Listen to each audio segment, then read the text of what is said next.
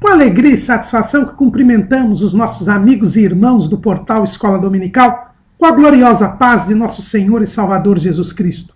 Estamos dando início a mais uma pré-aula, esta ferramenta que o portal Escola Dominical disponibiliza no início da semana para que os irmãos possam melhor preparar a sua aula da Escola Bíblica Dominical.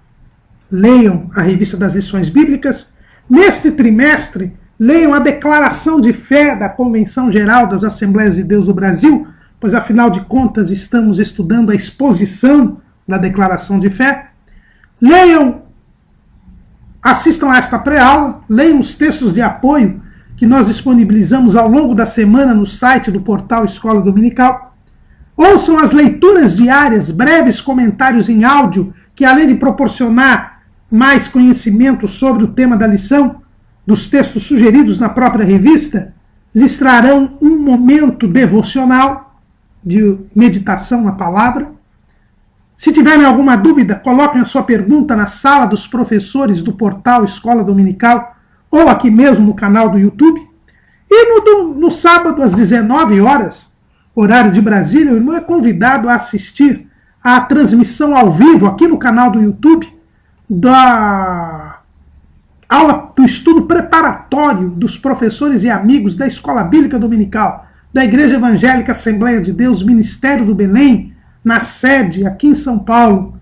Se o irmão estiver em São Paulo, na região metropolitana, o irmão é nosso convidado. A reunião é aberta a todos que se interessam com o estudo da Palavra de Deus. Mas tudo isto é a preparação da Escola Bíblica Dominical.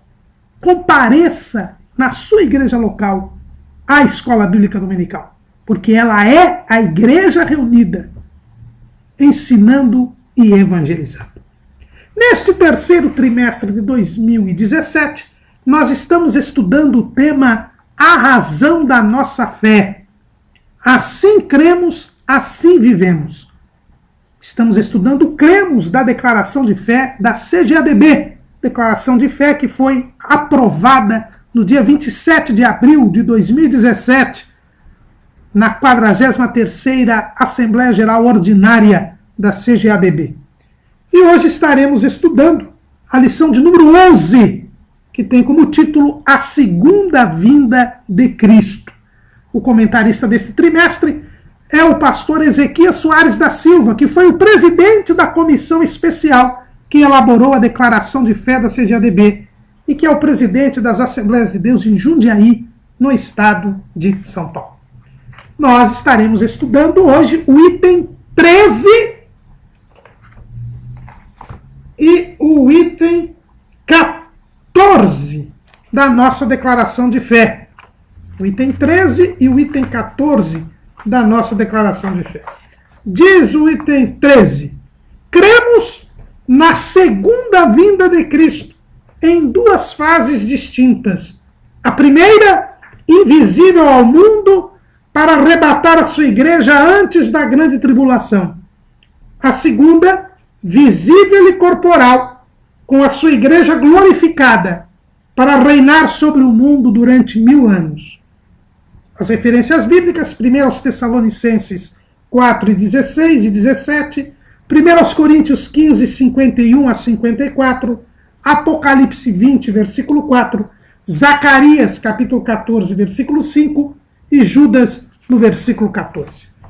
O item 14 nos diz: cremos no comparecimento ante o tribunal de Cristo de todos os cristãos arrebatados, para receberem a recompensa pelos seus feitos em favor da causa de Cristo na terra. Segundo aos Coríntios 5 e 10. Esses dois itens não tiveram nenhuma alteração do cremos que era originariamente publicado no jornal O Mensageiro da Paz desde junho de 1969, por iniciativa do saudoso pastor Alcebiades Pereira de Vasconcelos. Só que no cremos original, nós tínhamos os itens 12 e 13. Aqui, os itens agora têm nova numeração, 13 e 14. Estes dois itens, como também o próximo item, que será o item 15, que iremos estudar na próxima aula, dizem respeito à escatologia, ou seja, a doutrina das últimas coisas.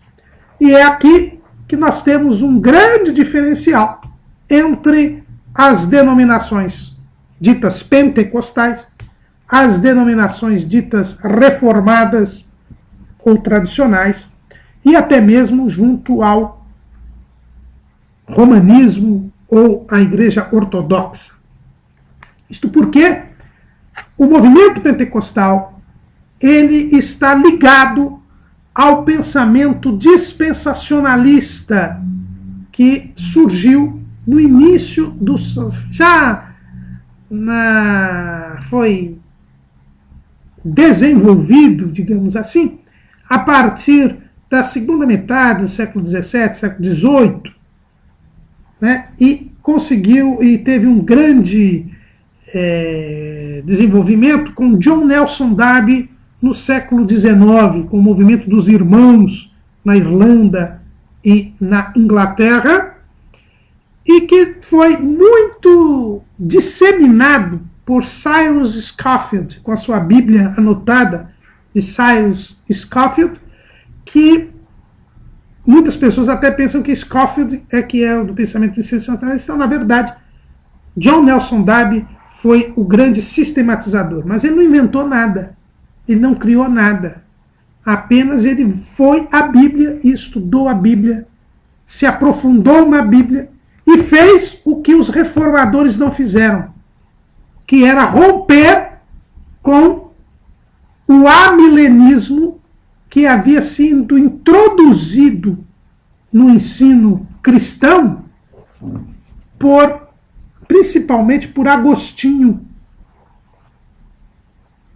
E o amilenismo, que não era a crença bíblica, que foi muito conveniente para o projeto de poder da Igreja Romana, foi ensinado a partir da sistematização feita por Agostinho durante séculos e séculos.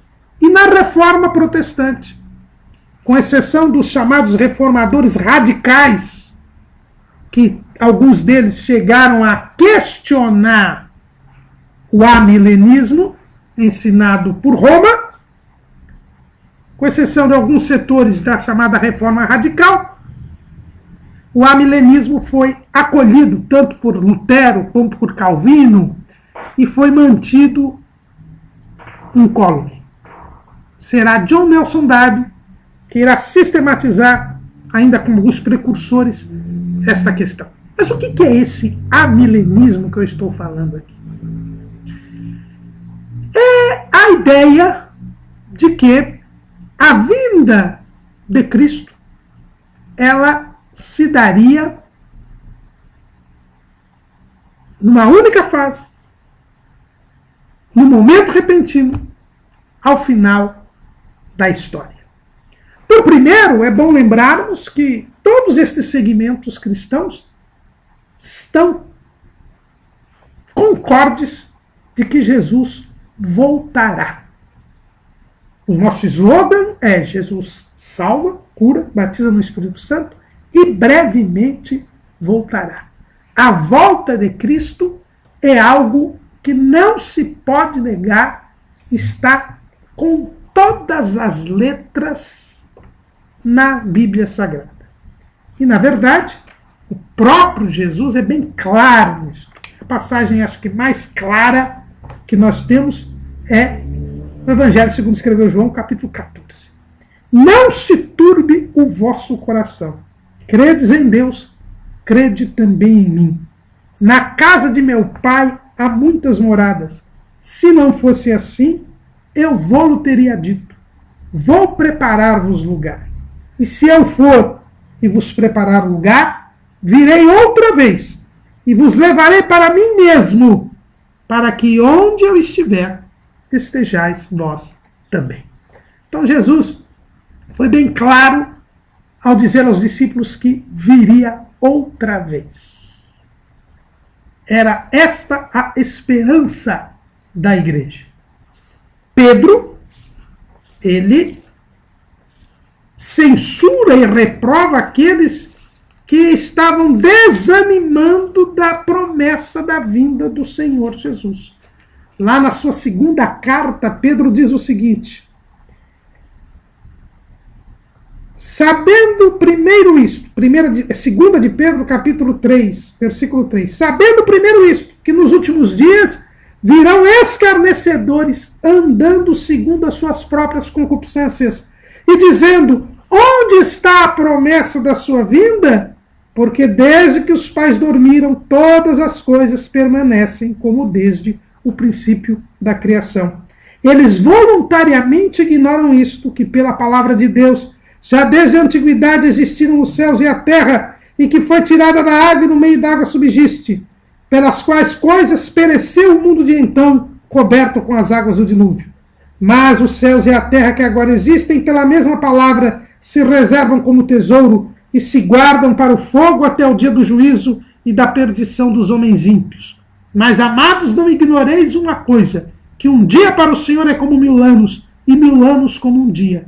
O Senhor não retarda a sua promessa, ainda que alguns a tenham por tardia, mas é longânimo para convosco, não querendo que alguns se percam, senão que todos venham a arrepender-se. Então Pedro censura e reprova aqueles que dizem: Jesus está demorando, ele não disse que ia voltar? E Pedro diz: o Senhor não retarda a sua promessa. Então havia uma promessa que os discípulos esperavam Jesus. Porque Jesus disse que ia voltar.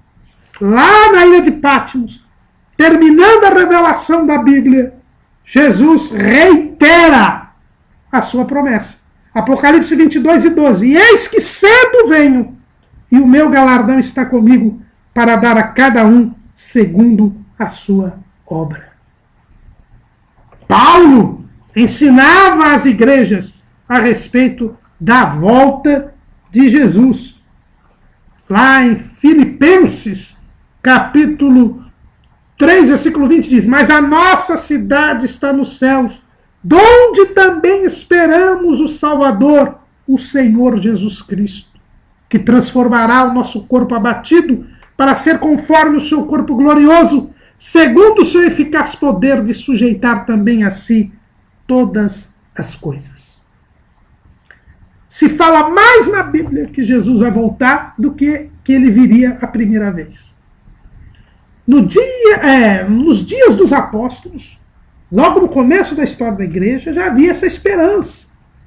Veja bem o que diz Pedro na pregação depois da cura do coxo da porta formosa do templo. Capítulo 3, versículo 19 de Atos: arrependei-vos, pois, e convertei-vos, para que sejam apagados os vossos pecados, e venham assim os tempos do refrigério pela presença do Senhor, e envie ele a Jesus Cristo, que já dantes vos foi pregado, o qual convém que o céu contenha até os tempos da restauração de tudo, dos quais Deus falou pela boca de todos os seus santos profetas desde o princípio. Então, Pedro aqui está dizendo que Jesus voltaria do céu para a restauração de tudo. Então, a promessa da vinda de Jesus era algo que Jesus prometeu e algo que a igreja esperava já nos dias apostólicos. Então, a volta de Cristo foi pregada, foi ensinada por Jesus, foi crida pela igreja e era ensinada. Então, ninguém tem dúvida que Jesus vai voltar. Agora, como se dará esta vinda? É aí que começa a haver as divergências na chamada escatologia, que é a doutrina das últimas coisas. Jesus voltará. Mas como ele voltará? Nos credos ecumênicos, como está a lição da volta de Cristo?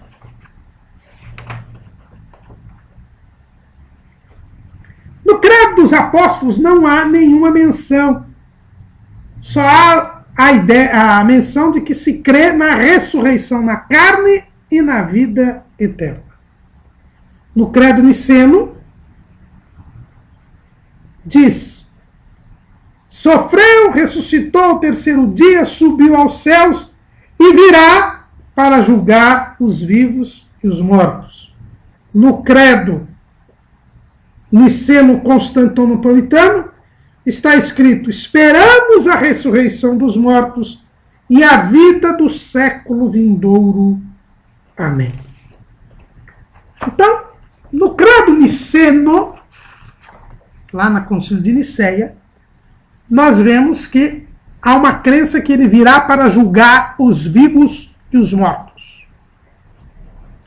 No credo niceno-constantinopolitano, nós acabamos de ver aqui, é dito que Jesus virá para que nós cremos na ressurreição da carne e que Jesus virá e que esperamos a vida no século vindouro, a vida eterna.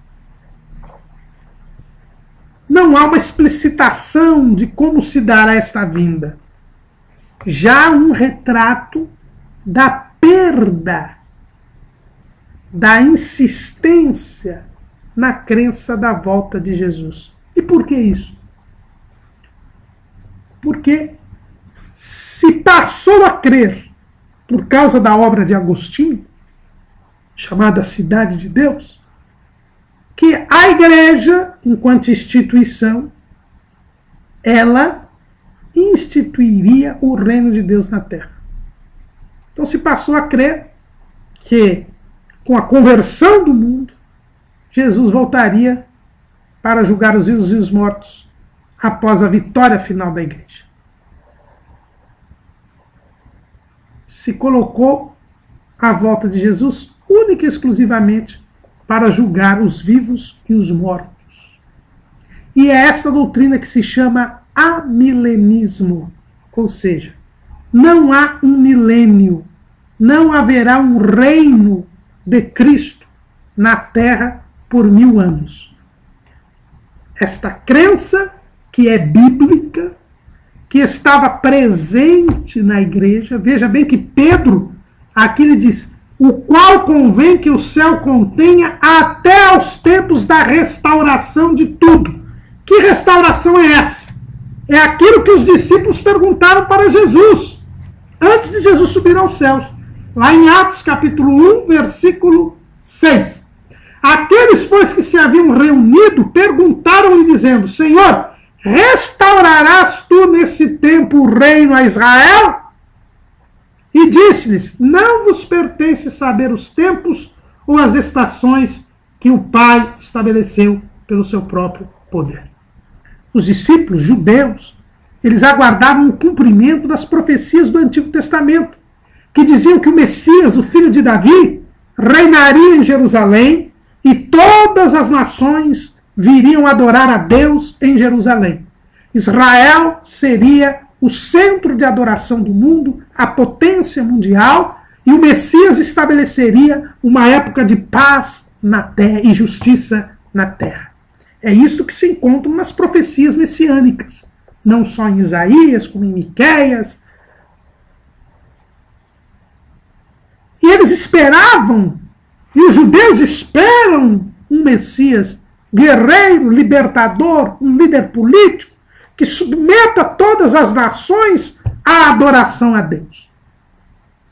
É isso que os judeus esperavam, e Jesus ressurreto, os discípulos tinham a convicção de que agora ele iria reinar sobre Israel. E quando Jesus diz: recebereis a virtude do Espírito Santo que há de vir sobre vós, né? Aliás, antes, quando ele diz que eles seriam batizados com o Espírito Santo, eles perguntam, não muito depois desses dias, é agora que vai ser restaurado o reino? E vejam bem que Jesus não disse: não pensem no reino, não haverá reino. Não foi isso que Jesus respondeu.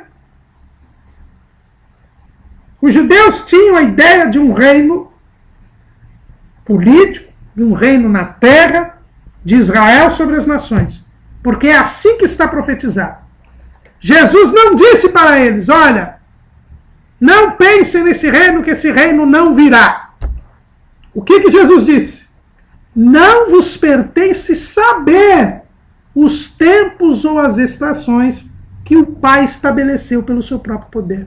Jesus disse, isto vai acontecer, mas não é agora, e eu também não vou dizer para vocês quando vai acontecer. Não é da sua conta quando isso vai acontecer. O trabalho de vocês é outro. O trabalho de vocês é receber a virtude do Espírito Santo, que há de vir sobre vós, e ser-me-eis testemunhas, tanto em Jerusalém, Judeia e Samaria, e até os confins da terra. O trabalho da igreja não é estabelecer um reino terreno. Não é pensar nas coisas da terra. A igreja, ela tem de pregar o evangelho e ela tem que pensar no céu. Mas virá o tempo em que Israel terá restaurado o reino. É por isso que Pedro, ele prega, o qual convém que o céu contenha até os tempos da restauração de tudo. Então Pedro era milenista. Pedro sabia que haveria um tempo em que Jesus voltaria à terra para restaurar o reino de Israel, para cumprir as profecias do Antigo Testamento. Esses 1000 anos que João vê lá na revelação do Apocalipse. Apocalipse capítulo 20, versículo 4. E vi tronos e assentaram-se sobre eles. E foi-lhes dado o poder de julgar. E vi as almas daqueles que foram degolados pelo testemunho de Jesus e pela palavra de Deus, e que não adoraram a besta nem a sua imagem, não receberam sinais em suas testas, nem em suas mãos. E viveram e reinaram com Cristo durante 1000 anos. E o versículo 6. Bem-aventurado e santo aquele que tem parte na primeira ressurreição. Sobre estes não tem poder a segunda morte, mas serão sacerdotes de Deus e de Cristo e reinarão com ele 1000 anos. Então a Bíblia fala de um reino de Cristo sobre a terra. E no Apocalipse diz que esse reinado durará 1000 anos. Então, este é o ensino bíblico. E é aí que a coisa pega, como dizem. Porque esta segunda vinda de Cristo, ela tem que ter 2 fases distintas. É o que diz o nosso cremos. Cremos na segunda vinda de Cristo que tem em duas fases distintas. Por quê? Porque quando a Bíblia fala da volta de Cristo, quando a Bíblia fala da vinda de Cristo, ela tem textos que demonstram que há eventos diferentes. Quando você vai lá em 1 Tessalonicenses, capítulo 4, versículo 16, você encontra: porque o mesmo Senhor descerá do céu com alarido e com voz de arcanjo e com a trombeta de Deus. E os que morreram em Cristo ressuscitarão primeiro. Depois nós, os que ficarmos vivos, seremos arrebatados juntamente com ele nas nuvens, a encontrar o Senhor nos ares, e assim estaremos sempre com o Senhor. E esse texto é complementado por 1 Coríntios capítulo 15, que diz assim, versículo 51, e eis aqui vos digo um mistério, na verdade nem todos dormiremos, mas todos seremos transformados. Num momento, num abrir e fechar de olhos, ante a última trombeta, porque a trombeta soará, e os mortos ressuscitarão incorruptíveis, e nós seremos transformados. Porque convém que isto que é corruptível se revista de incorruptibilidade, e isto que é mortal se revista da imortalidade. E quando isto que é corruptível se revestir da incorruptibilidade, isto que é mortal se revestir da imortalidade, então cumprir-se a palavra que está escrita, tragada foi a morte da vitória. Esta passagem que Paulo fala, tanto em Tessalonicenses quanto em Coríntios, ele fala de um retorno de Jesus nos ares. Jesus está nos ares.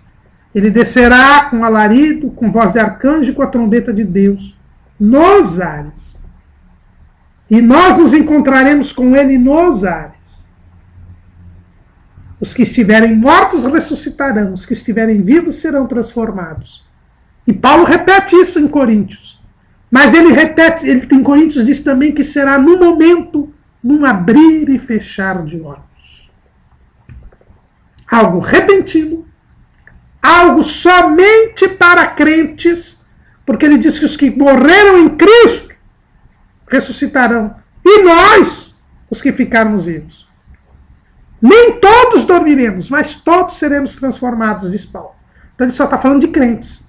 Então este evento é um evento repentino, rápido, num abrir e fechar de olhos. Arrebatado é um rapto, é algo rápido.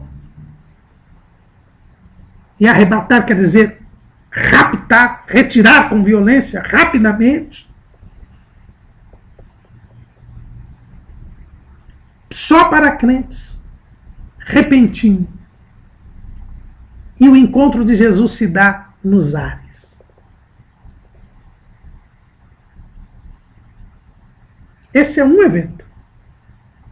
Agora, quando nós abrimos a Bíblia, no livro do Apocalipse, no capítulo 1, versículo 7, está escrito o seguinte: eis que vem com as nuvens, e todo olho o verá, até os mesmos que os traspassaram, e todas as tribos da terra se lamentarão sobre ele. Sim, amém.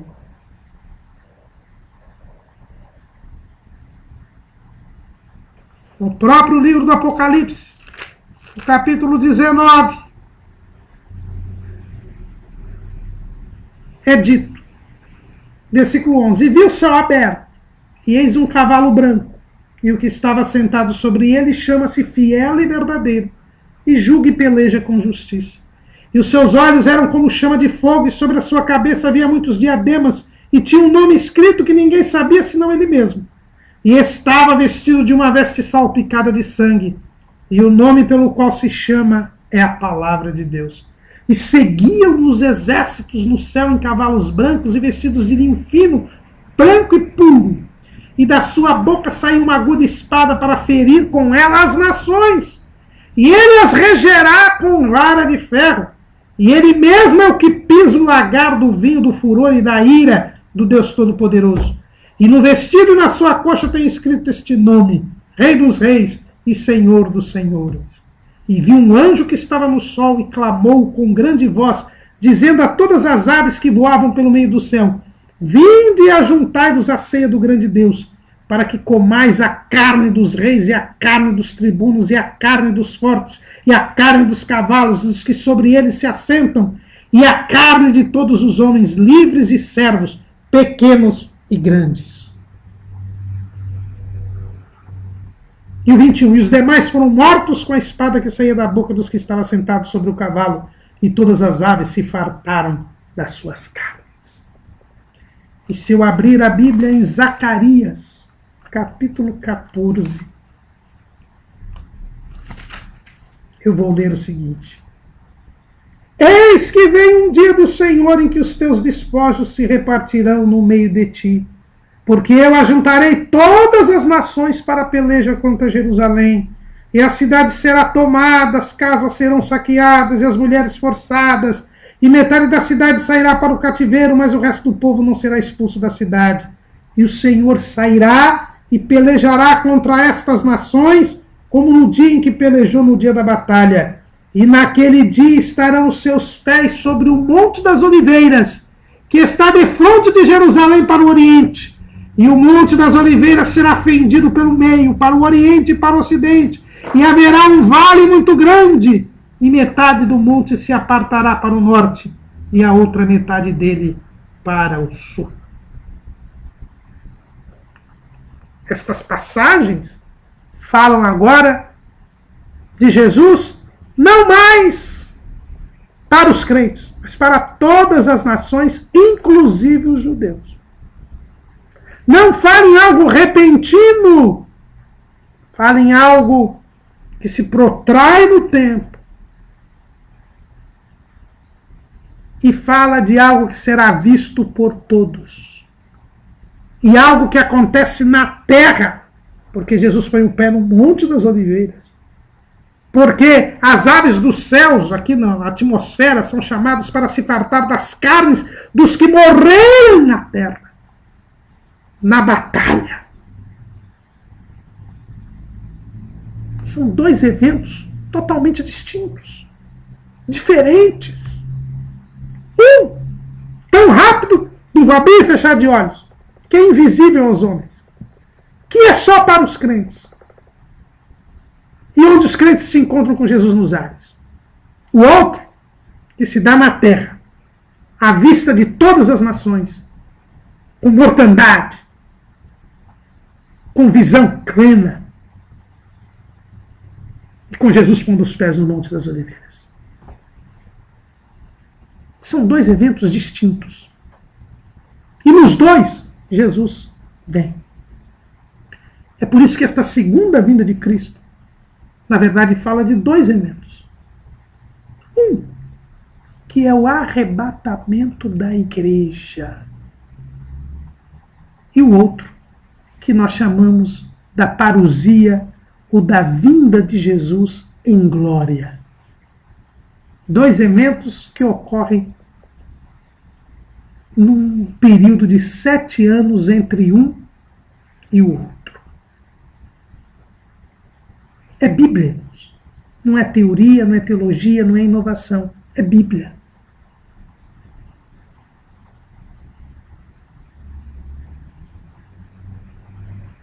São dois eventos distintos, totalmente diferentes. E um deles ocorrerá 7 anos depois do outro. O primeiro deles, que é o arrebatamento da igreja, não se sabe quando ocorrerá. Jesus disse que isso não foi revelado. Mateus capítulo 24, versículo 36. Porém, daquele dia e hora ninguém sabe, nem os anjos do céu, nem o Filho, mas unicamente meu Pai. Jesus não disse quando virá. É por isso que nós pregamos que Jesus salva, cura, batiza no Espírito Santo e brevemente voltará. Jesus diz: eis que cedo venho, e o meu galardão está comigo, para dar a cada um segundo a sua obra. E cabe a nós simplesmente dizer: ora vem, Senhor Jesus. Nós temos que ter o mesmo espírito de buscar a volta de Jesus. Agora, por causa da frieza espiritual, por causa da política, se deixou de lado a ideia da volta de Jesus. Se passou a acreditar que a igreja iria dominar o mundo. E aí Jesus voltaria. E eu não teria que esperar Jesus. Não me preocupar com essas coisas. Isso foi se perdendo ao longo do tempo. Mas depois da reforma que também não priorizou isso, o Espírito Santo foi agindo e as pessoas foram relembrando da promessa da vinda do Senhor, para não sofrer a censura da própria Bíblia. E se chegou a essa constatação de que Jesus vai voltar. Mas são dois eventos separados. Em primeiro lugar, ele virá para a igreja.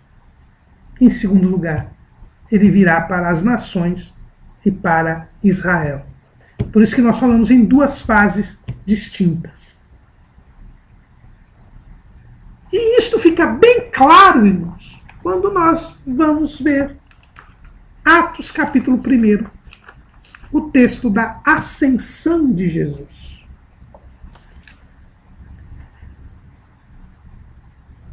Capítulo 1 de Atos, versículo 9. E quando dizia isto, vendo eles, foi elevado às alturas, e uma nuvem o recebeu, ocultando-o a seus olhos.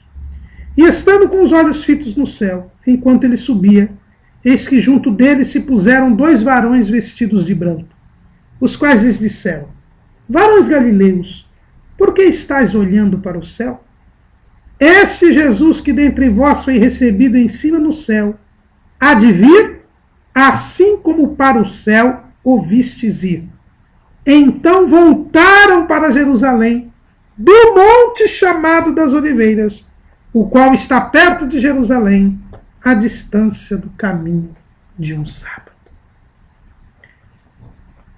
Jesus estava falando sobre os tempos que não lhes competiam saber que era o tempo da restauração do reino de Israel. Como nós já vimos, ele não negou o reino, mas disse que não era assunto da igreja.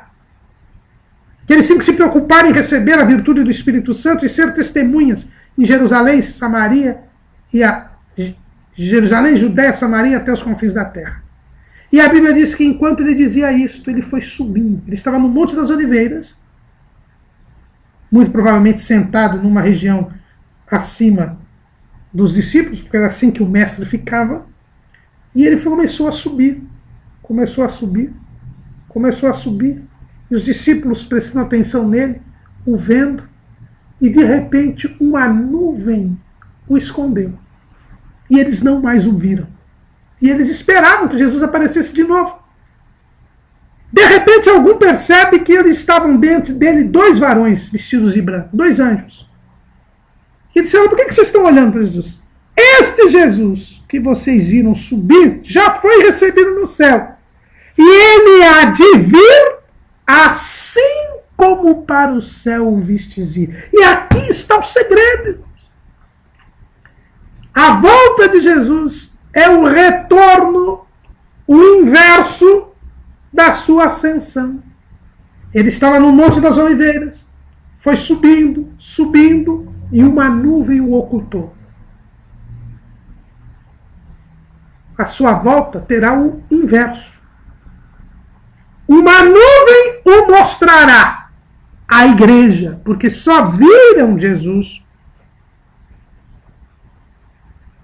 os discípulos ressuscitados. Só viram Jesus ressuscitado os discípulos. Pedro, ele é bem claro lá na casa de Cornélio. Ele diz assim: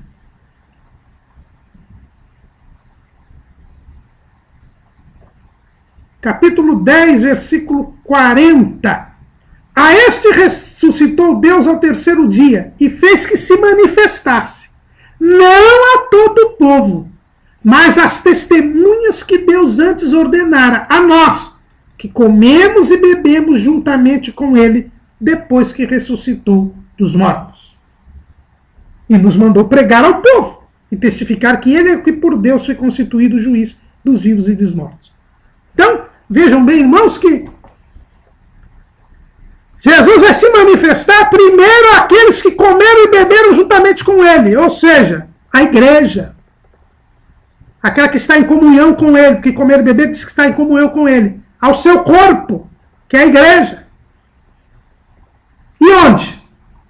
Nas nuvens, porque ele foi oculto dos discípulos nas nuvens, nos ares. Então, nos ares, ele se manifestará à igreja. Este é o arrebatamento. O mundo não perceberá, porque será no momento, no abrir e fechar de olhos, num dia que nós não sabemos qual será, mas que é muito breve, pelos sinais que Jesus deixou indicar. Nós seremos arrebatados.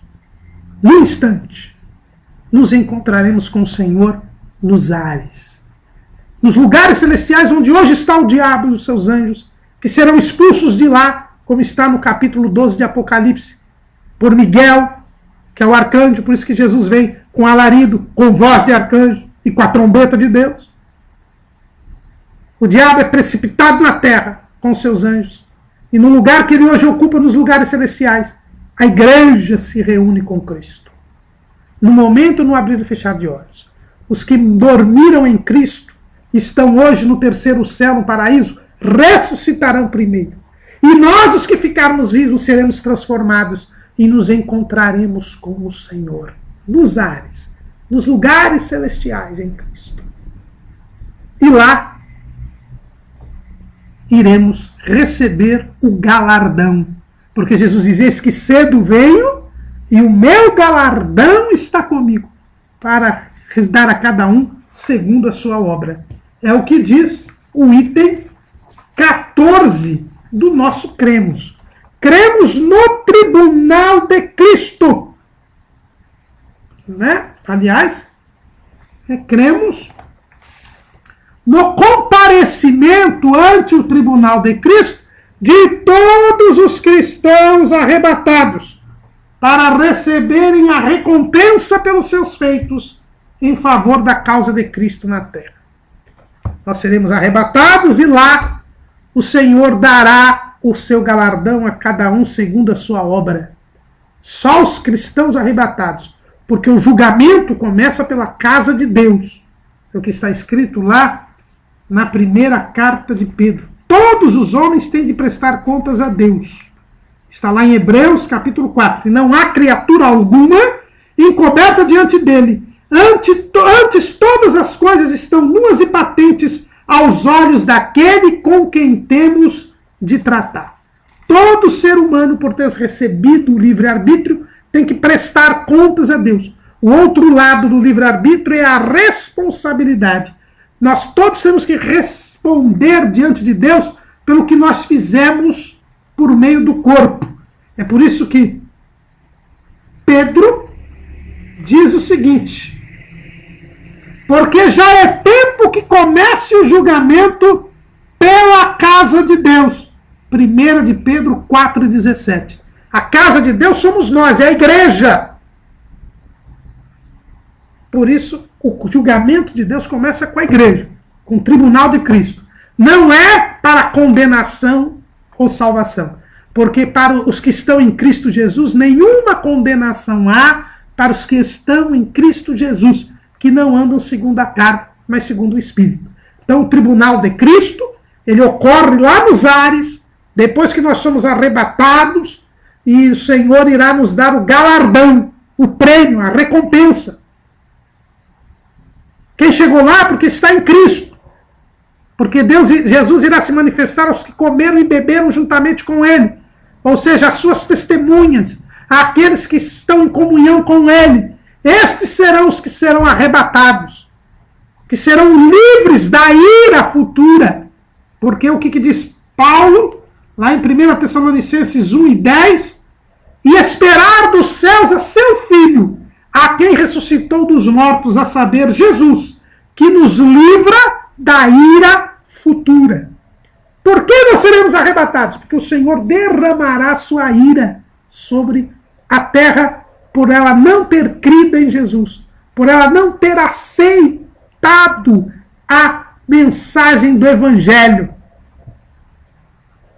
Mas nós seremos salvos da ira, porque é promessa de Jesus para a sua igreja. Apocalipse 3:10. Como guardaste a palavra da minha paciência, também eu te guardarei da hora da tentação, que há de vir sobre todo mundo, para tentar os que habitam na terra. O povo de Deus será liberto da ira. Será arrebatado, num abrir e fechar de olhos. Se encontra com o Senhor nos ares e recebe a recompensa pelo que fez aqui na terra. Não é? É o que Paulo fala lá em Romanos, capítulo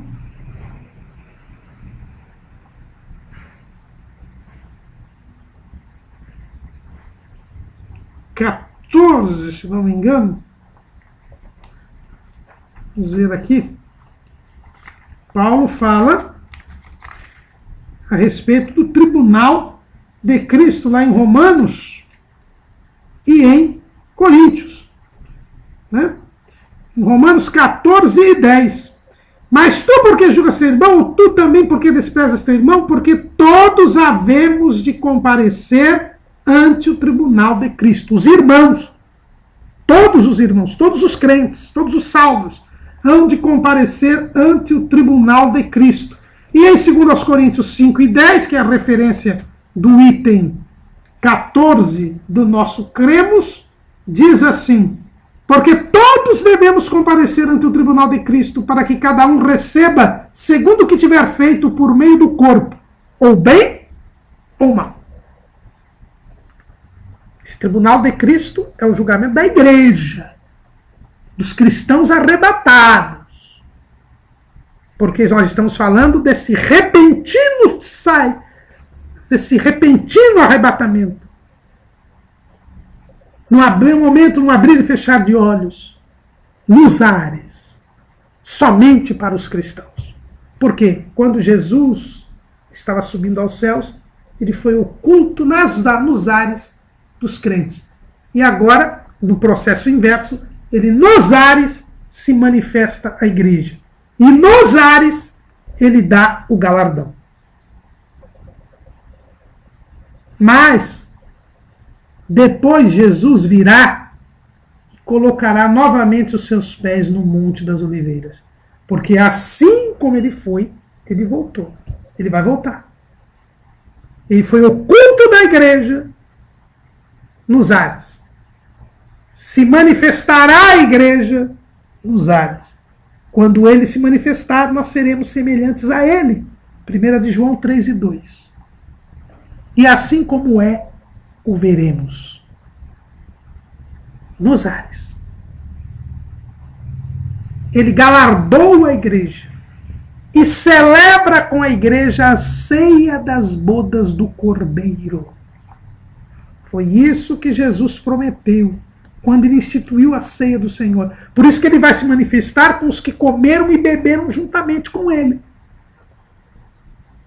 Ele celebrará uma ceia depois de haver galardoado os seus discípulos.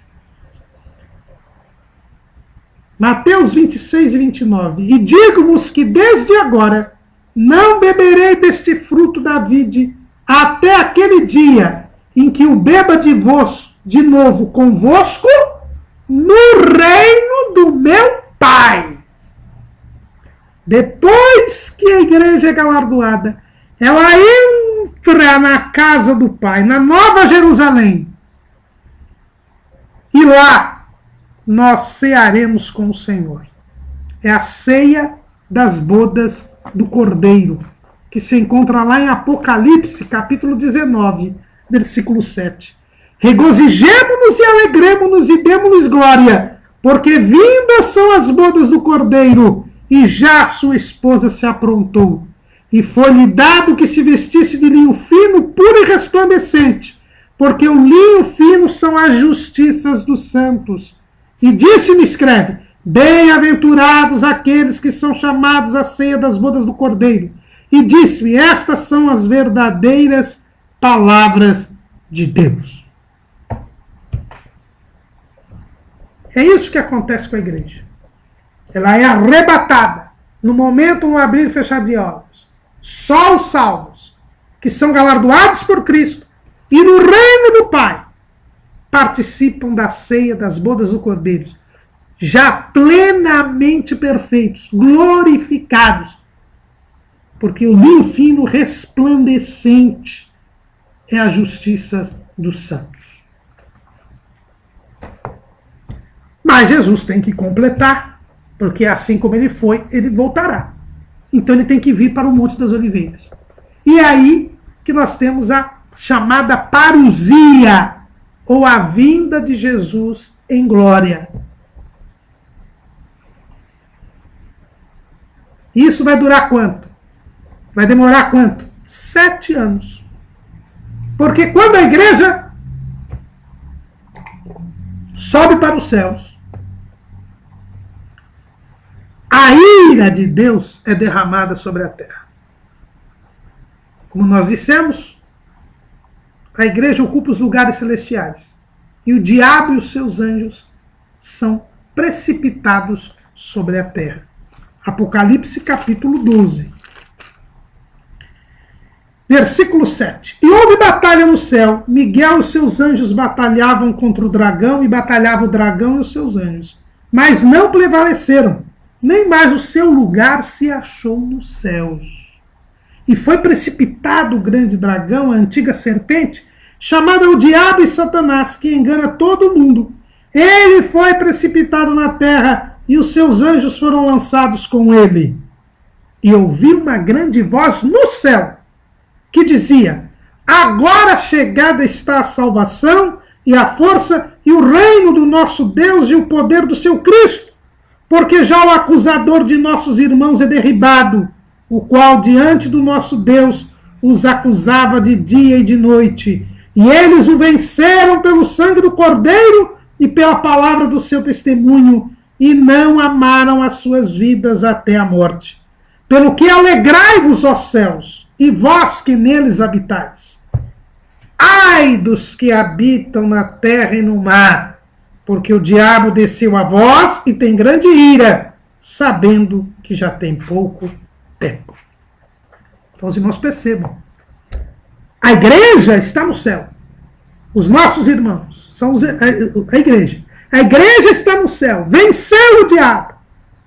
Atingiu a glorificação. Agora sim está salvo para sempre. Enquanto há alegria no céu, ai dos que habitam na terra. Começa a ira futura. Por isso que a Bíblia diz que Jesus que nos livra da ira futura. Jesus que nos guarda da hora da tentação que há de vir sobre os que habitam na terra. Ai dos que habitam na terra. Aqui na terra nós estaremos vivendo a 70ª semana da profecia que o anjo Gabriel deu a Daniel. A chamada da profecia das 70 semanas de Daniel. Essa profecia nós colocamos aqui em nosso esboço. É a profecia-chave da escatologia. Foi revelado a Daniel que haveria ainda 490 anos para a conversão de Israel. Nesses 490 anos, 483 anos se cumpriram quando Jesus entrou em Jerusalém e foi aclamado pela única vez de forma coletiva como Messias durante todo o seu ministério.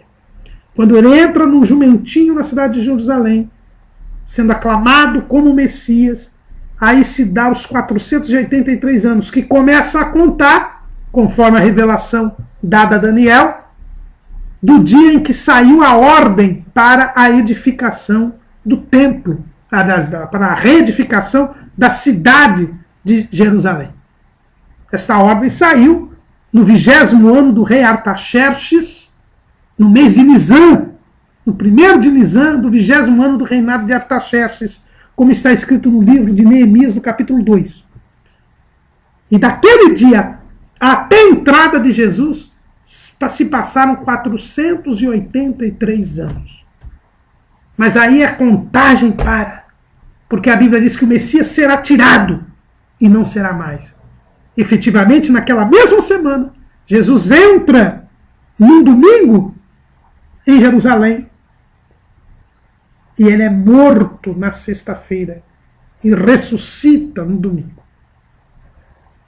Então, o Messias será tirado e não será mais, diz a revelação de Daniel. Faltam 7 anos. Israel rejeitou Jesus. Quem quereis que vos solte? Barrabás ou Jesus chamado Cristo? Barrabás. E que farei de Jesus chamado Cristo? Crucificam. Ali eles rejeitaram Jesus. Por isso que Jesus, logo depois que entra em Jerusalém e vai para o Monte das Oliveiras, lá ele chora sobre Jerusalém, porque sabia que seria rejeitado por Jerusalém. O tempo para Israel parou. Agora que a igreja é arrebatada, recomeça o tempo para Israel. Por isso que são 7 anos. É a última semana da profecia de Daniel.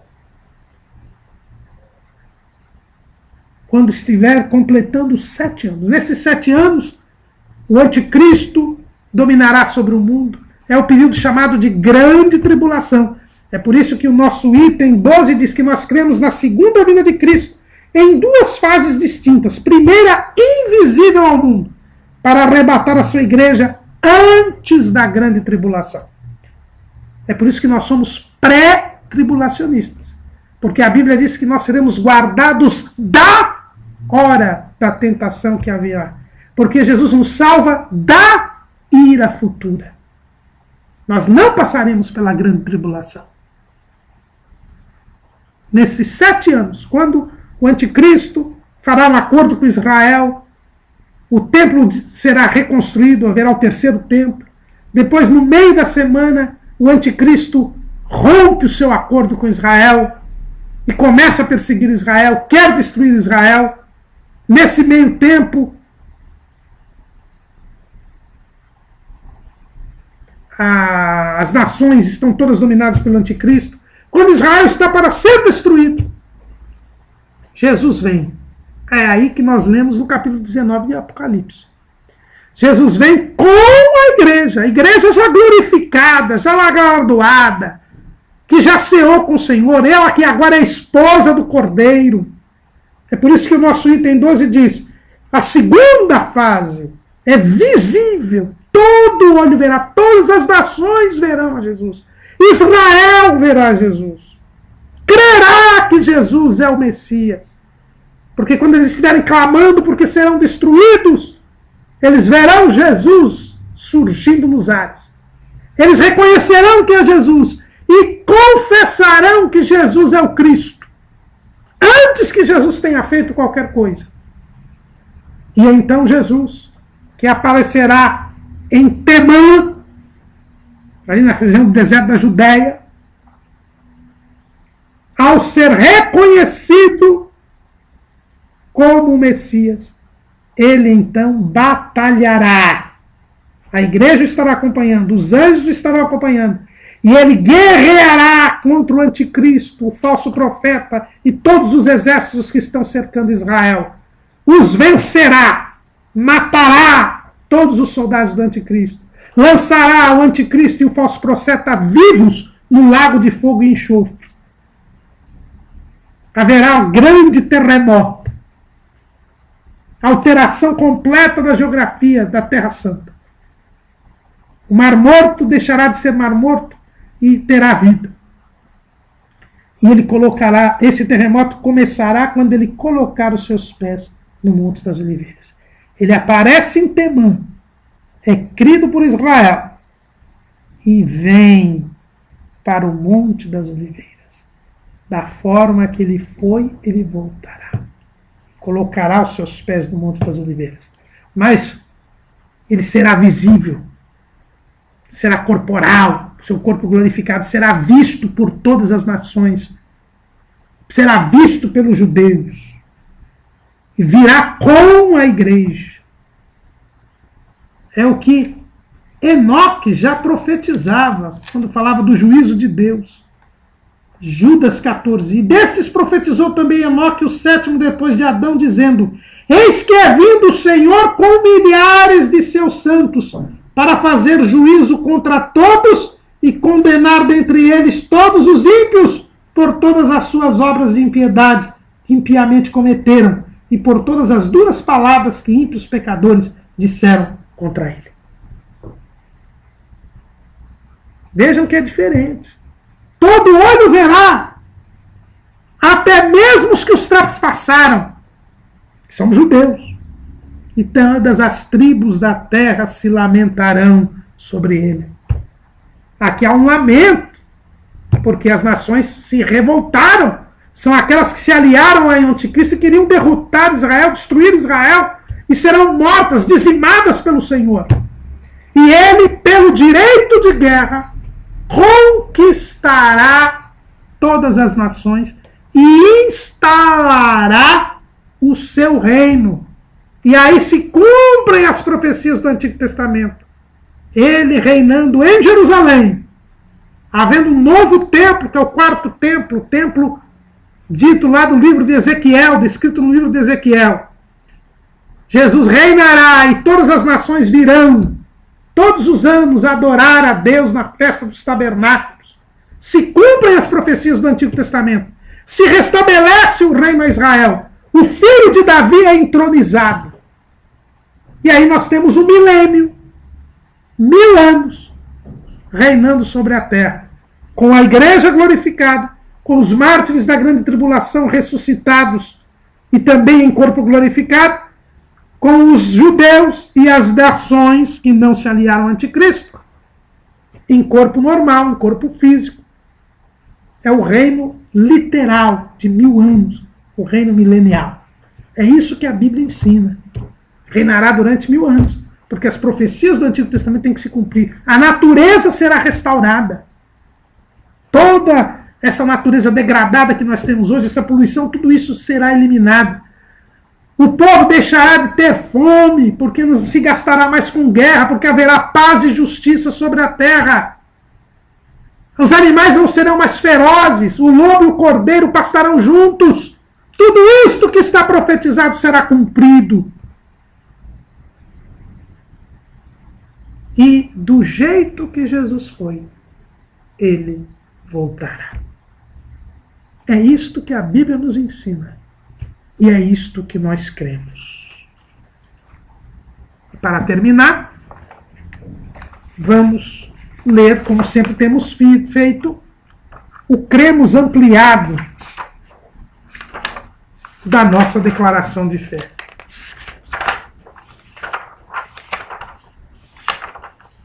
O início do capítulo 22 da nossa declaração de fé.